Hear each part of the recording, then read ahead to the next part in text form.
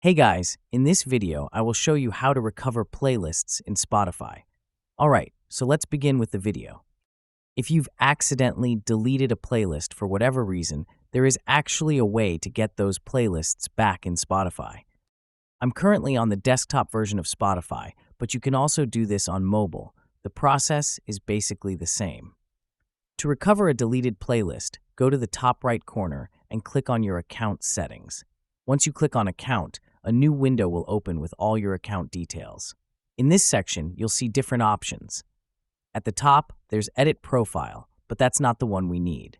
Just below that, you'll see Recover Playlists. Click on it, and you'll be taken to the recovery page. Here, if you've deleted any playlists, you'll see them listed. Simply click on the option to restore, and your playlist will be reinstated back into your Spotify account with all the songs included. It will appear again in your library just like before. And that's it. So that is how you recover playlists in Spotify. So that's all for this video. Thanks.